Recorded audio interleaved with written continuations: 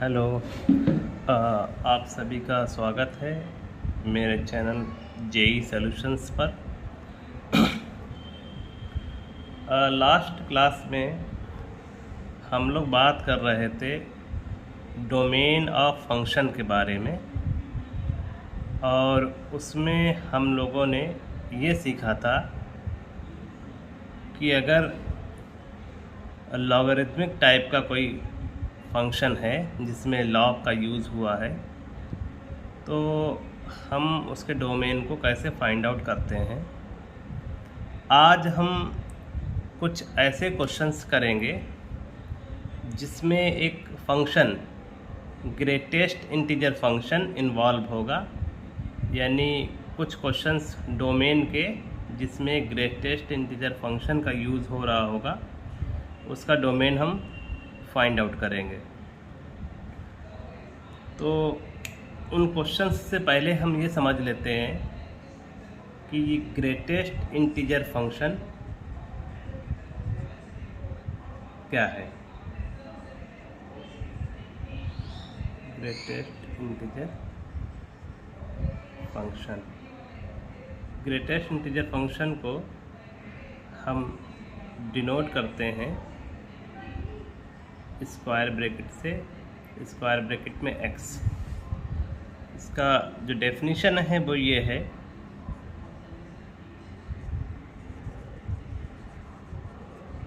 Gives the value greatest integer less then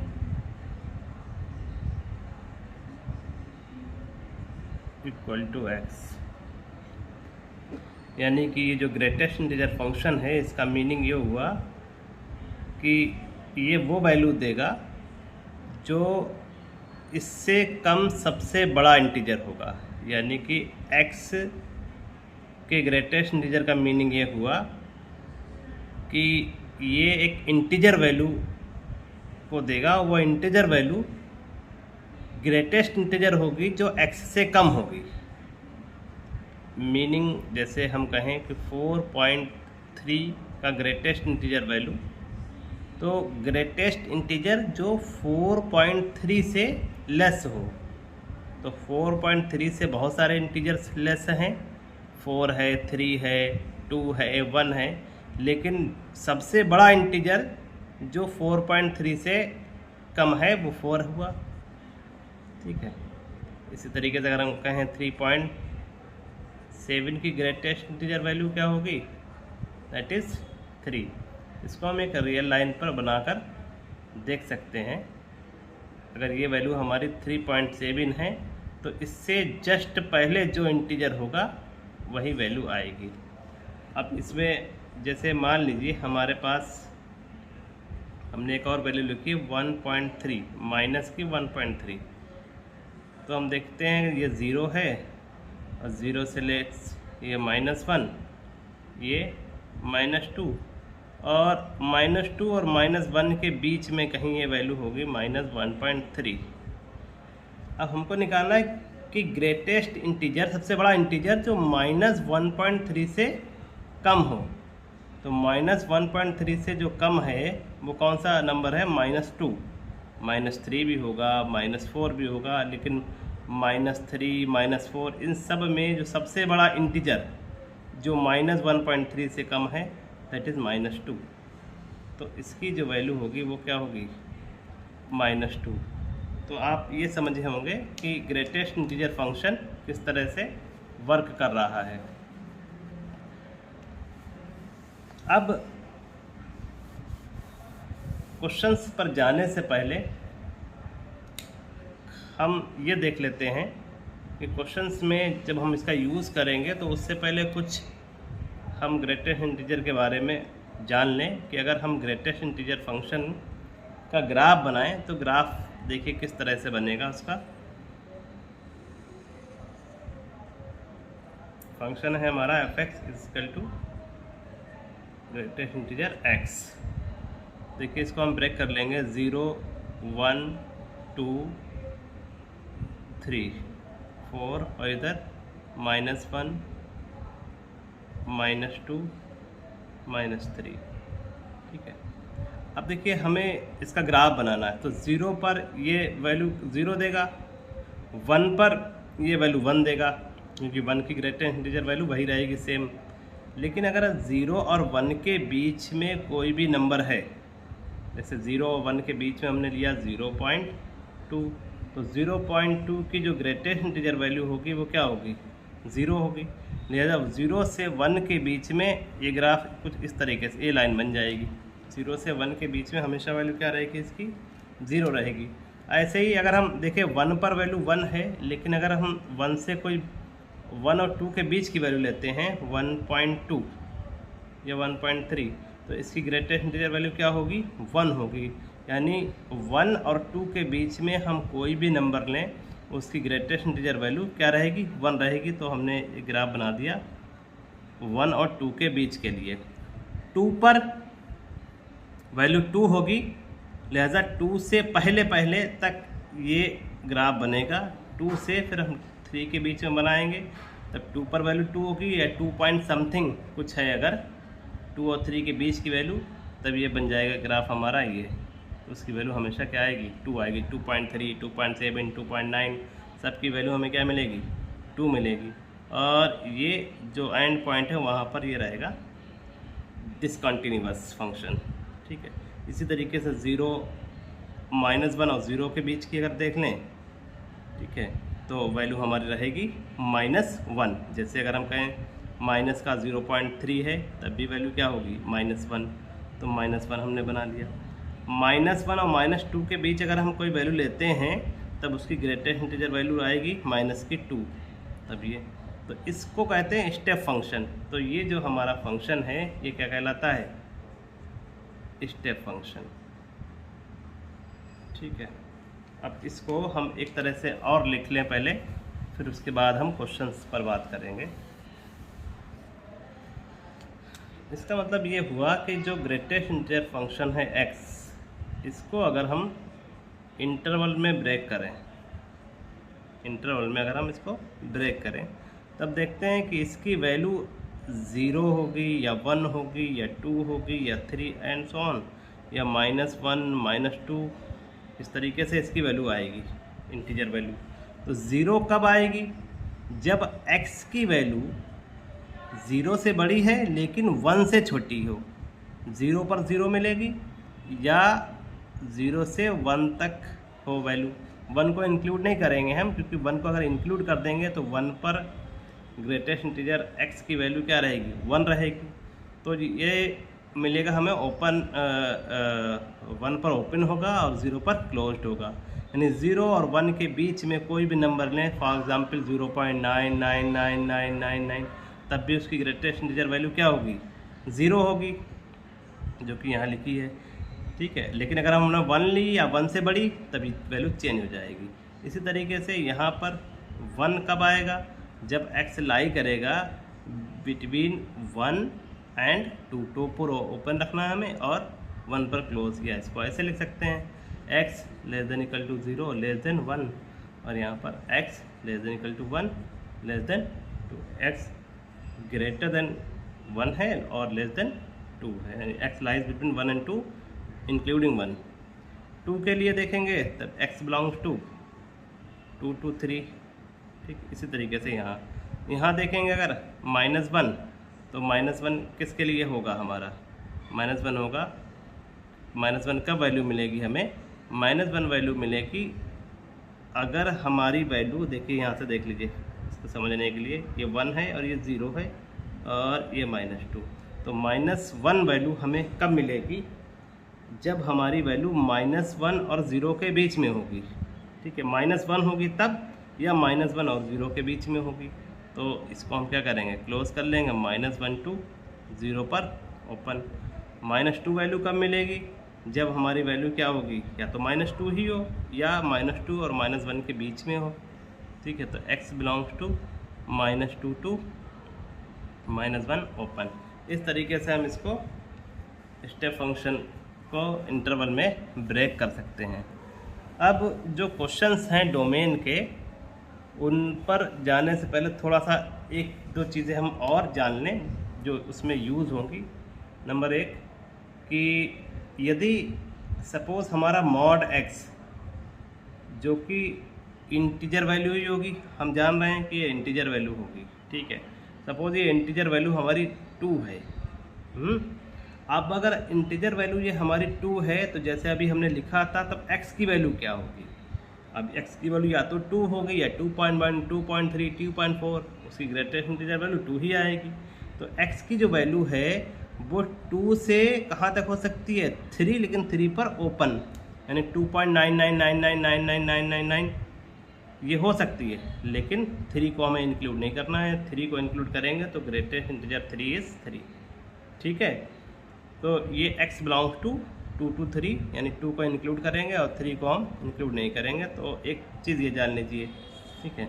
in general अगर हम लिखें तो यदि हमने लिखा है greatest integer x is equal to कोई इंटीजर वैल्यू ले ली n, तो इसका मीनिंग ये हुआ कि जो x की वैल्यू है वो किसके बीच में होगी? n to n+1 ओपन, ठीक है। जबकि n हमारा क्या है? इंटीजर वैल्यू है, ठीक। अब इसी को ध्यान में रखते हुए अब हमने इक्वालिटी को अगर हम इनइक्वालिटी में देखें तब उसको देख लें, उसको समझ लें। एक केस तो हमारा ये हो गया। दूसरा केस मान लीजिए ये है कि जो ग्रेटेस्ट इंटीजर वैल्यू x की है, सपोज वो किसी इंटीजर से ग्रेटर है या लेस देन है, ठीक है।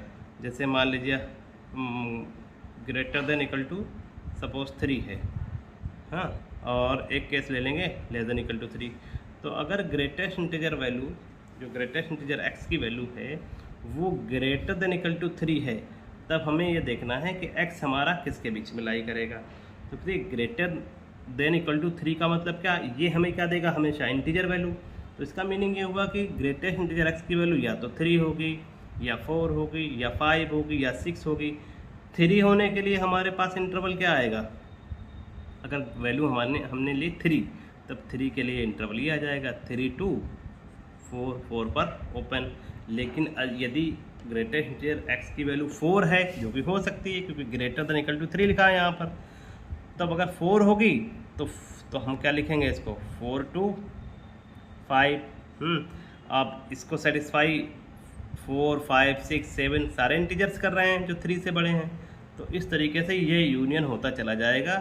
तब हम कहेंगे कि जो x है वो हमारा स्टार्ट होता है 3 से और कहाँ तक? इनफाइनाइट तक, ठीक, इन्फिनिट तक। तो हम देखेंगे कि अगर x is greater than equal to some integer है तो जो x की वैल्यू है वो कहाँ से स्टार्ट होगी?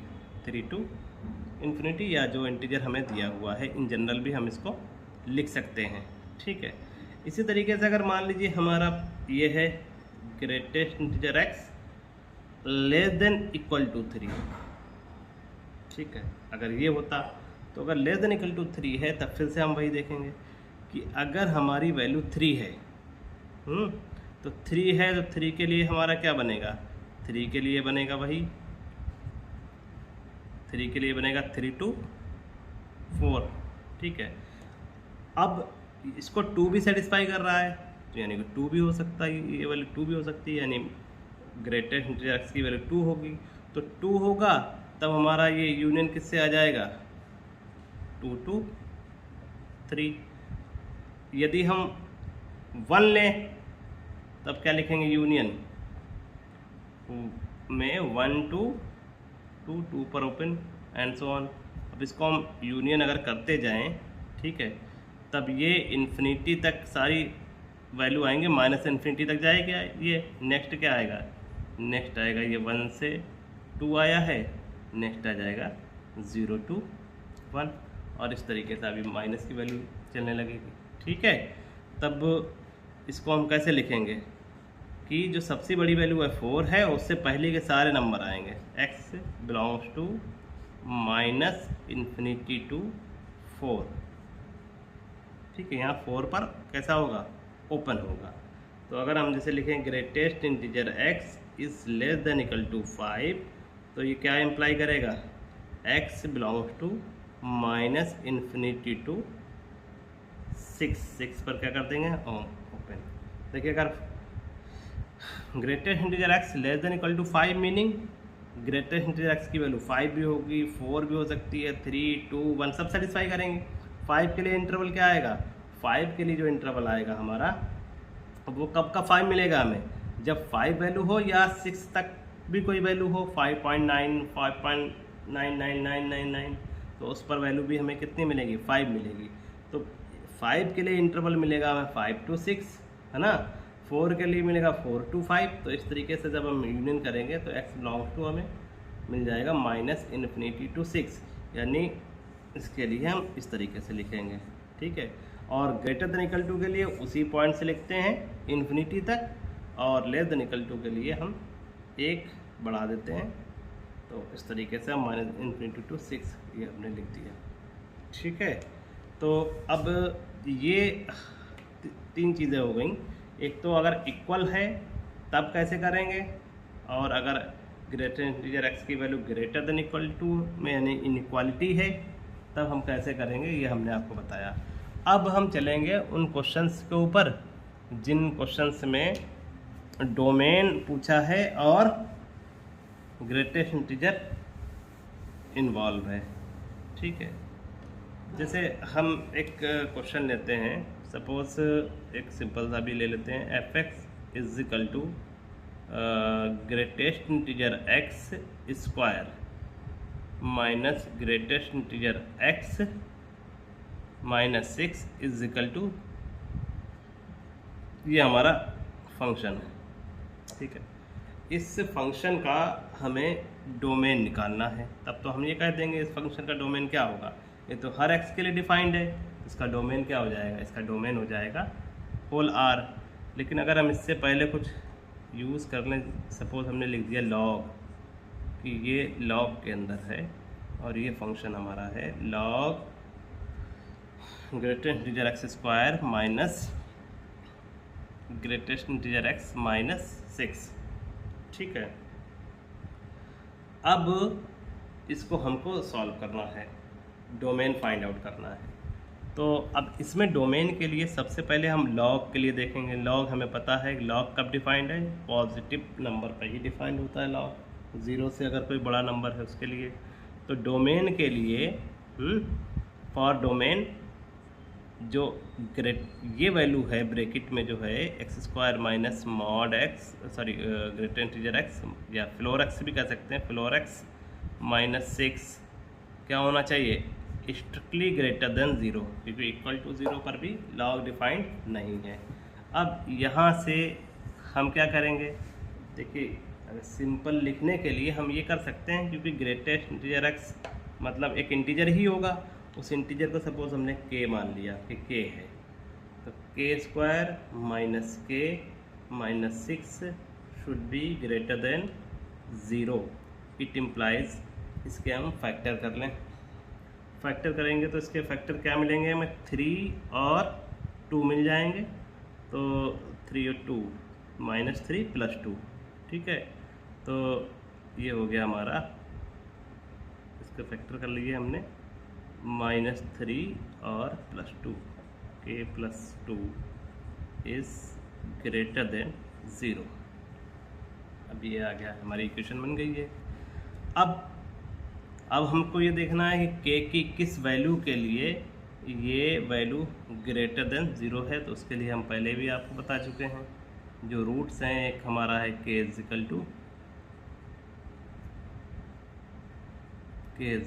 3 और एक k = -2, ठीक है। इनके बीच की कोई वैल्यू लेते हैं, देखते हैं सेटिस्फाई कर रही है कि नहीं कर रही है। तो -2 और 3 के बीच की सपोज हमने वैल्यू ले ली 0, 0 रखने पर हमें क्या मिलेगा, निगेटिव, दैट इज़ ये रहेगा निगेटिव, इसको सेटिस्फाई नहीं करेगा। इट मीन्स ये इसके लिए सेटिस्फाई कर जाएगा, इसके लिए -2 से लेस देन हो या 3 से बड़ी वैल्यू के लिए सेटिस्फाई कर जाएगा, ठीक है। तो इट इम्प्लाइज जो k की वैल्यू है वो क्या होना चाहिए, k की वैल्यू या तो -2, देखिए -2 अगर रखेंगे तो 0 आ जाएगा, यानी कि क्या होगी, लेस देन यहाँ प्लस मिलेगा और यहाँ प्लस मिलेगा, ठीक है। तो less than equal to less than strictly less than -2 होना चाहिए, और जो k की वैल्यू है वो क्या होना चाहिए, 3 से ग्रेटर, ठीक है। अब ये दोनों आपने लिख लिया। अब इससे जो हमने अभी आपको बताया था उस पर जाने के लिए देखिए क्या करना है हमें। नाउ k क्या है भाई, ग्रेटेस्ट इंटीजर x है, तो greatest integer x is less than -2, पहले ये लेके चलते हैं।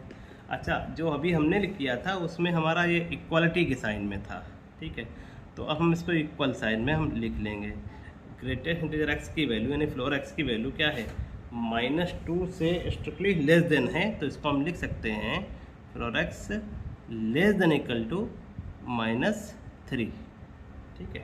-2 से कम इंटीजर से जो इंटीजर है नेक्स्ट इंटीजर वो क्या है, -3, तो हम लिख सकते हैं floor x less than equal to -3, ठीक है।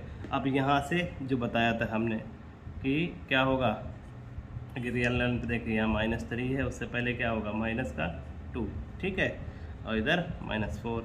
अब लेस देन इक्वल टू -3 है तो -3 -2 -3 -4 -5 सारी वैल्यू ये टेक करेगा, और हम वही यूनियन वाला प्रोसेस अपना लगाएंगे। तो इसके लिए हमें क्या मिलेगी वैल्यू, जो अभी हमने बताई थी कि x की वैल्यू कहाँ से कहाँ लाई करेगी, x की वैल्यू लाई करेगी -∞ टू, इससे एक ज़्यादा कर देंगे यानी कि -2 ओपन, ठीक है। -2 क्यों किया ये आप जान रहे होंगे, -3 और -2 के बीच की अगर कोई वैल्यू है तो उस पर ग्रेटेस्ट इंटीजर x की वैल्यू -3 मिलेगी, ठीक है। -2 के लिए -1 के लिए सबके लिए जब यूनियन करेंगे तब ये हमारा मिल जाएगा, ठीक है। तो एक तो ये हो गया। अब अगला है ये k इज़ ग्रेटर देन 3, यानी floor x greater than 3, it implies floor x greater than equal to 4, और इसके लिए अभी हमने आपको बताया था क्या आ जाएगा, स्टार्ट कहाँ से होगा, 4 से ही होगा स्टार्ट, और कहाँ तक जाएगा, इन्फिनिटी तक। 4 पर 4 to 5, 5 के लिए 5 to 6 इन करेंगे 4 to इन्फिनिटी, ठीक है। तो इसका मतलब यह हुआ कि डोमेन जो है वो हमारा क्या होगा, वो इन दोनों का यूनियन, यानी -∞ पे क्लोज ना करके हम ओपन ही लगते हैं, -∞ टू -2 यूनियन 4 to इन्फिनिटी, ठीक है, 4 to इन्फिनिटी। कुछ लिखने में गलती करती क्या, लेस देन -2 पर, ग्रेटर देन 3 पर, ग्रेटर देन 3 पर ये 4 हो गया, ठीक है। तो हमने देखा कि ये हमें ये क्वेश्चन हमारा हो गया, ठीक है। इसी तरीके से अगर मान लीजिए ये लिखा होता 1/, में यानी 1/, ये, ठीक है, तब हम ये देखते हैं कि ये 0 ना हो हमारा, है ना। तो 0 वाला केस को हम सॉल्व कर लेते और उसको हम रियल नंबर के सेट से हटा देते, बाकी सब पे डिफाइंड होता। तो 0 वाला केस कब मिलेगा हमें, जब k की वैल्यू -2 होगी और k की वैल्यू 3 होगी, तो 0 वाला केस हम निकाल देंगे अगर ये 1/, में यही फंक्शन सेम लिखा होता, ठीक है। इसी तरीके से और भी क्वेश्चंस हैं, लेकिन सब में कॉन्सेप्ट यही लगेगा कि हम उसको सॉल्व कर लेंगे और ग्रेटेस्ट इंटीजर x में जो हमारी वैल्यू आ जाएगी उसके बाद हम आगे उसको प्रोसीड कर सकते हैं इसी सेम तरीके से, ठीक है।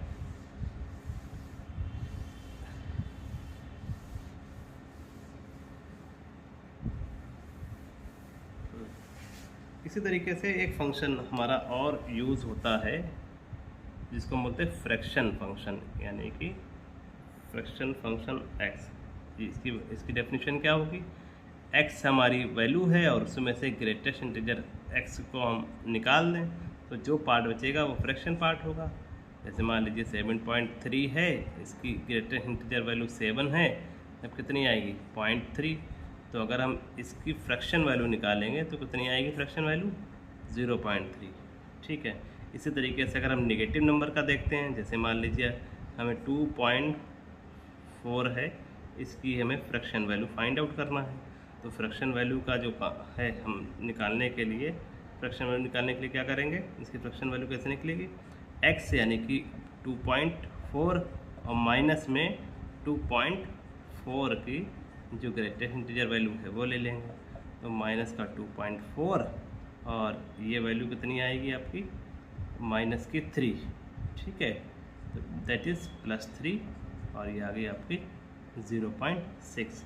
तो याद रखिए कि अगर निगेटिव नंबर है तो उसकी फ्रैक्शन वैल्यू क्या होगी, -2.4 है तो 4 का ही जो कॉम्प्लीमेंट हम देख लेंगे 10 से, तो वो कितना आ रहा है, 6 आ रहा है। तो 2.4 के लिए 0.6 फ्रैक्शन वैल्यू होगी। फ्रैक्शन वैल्यू में निगेटिव नहीं हो सकती, फ्रैक्शन वैल्यू क्या होगी, हमेशा पॉजिटिव ही होगी, ठीक है।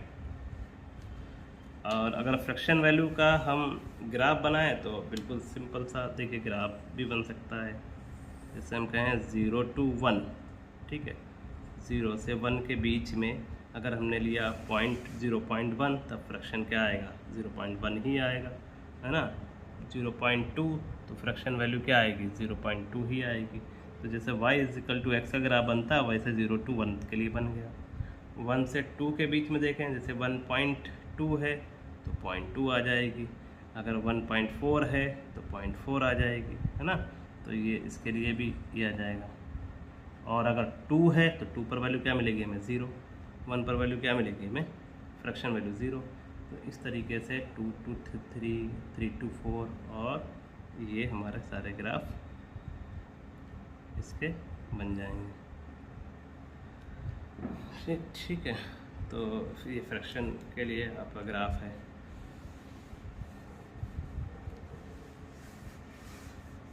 अच्छा, फ्रैक्शन वैल्यू अगर हमें फ्रैक्शन ऑफ x दिया है, सपोज दिए ये 0.7, ठीक है, और हमसे कहा जाए कि अब x की वैल्यू क्या होगी। तो देखिए x की वैल्यू, अब इसमें बहुत सारे x की वैल्यू देखिए 1.7 भी हो सकती है ना, x की 2.7 भी हो सकती है, 3.7 भी हो सकती है। तो अगर हम देखें तो सारे इंटीजर इस टाइप के आ जाएंगे, 1.7, 2.7, 3.7, 4.7, है ना। ये सारी वैल्यूज़ आ जाएंगी। निगेटिव में देखेंगे तो -0.3, -1.3, -2.3। तो इसका भी मतलब यूज़ हो सकता है क्वेश्चंस में। अब जो क्वेश्चंस हम करेंगे तब हम जानेंगे कि इसका यूज़ हम कैसे करते हैं, ठीक है। अब इसके बाद हम देखना चाहें कुछ और क्वेश्चंस करना चाहें तो एक तो ये है कि इस टाइप के जो क्वेश्चंस आए हुए हैं, अगर आप लोग हमें उसको सेंड करेंगे तब हम उसको सॉल्व करके भेज सकते हैं, अदरवाइज़ फिर उसको करना पड़ेगा, ठीक है। तो अभी के लिए आप प्रैक्टिस करिए और कुछ क्वेश्चंस हम और देखेंगे जो इस टाइप के होंगे तो उसको फिर हम करेंगे, ठीक है।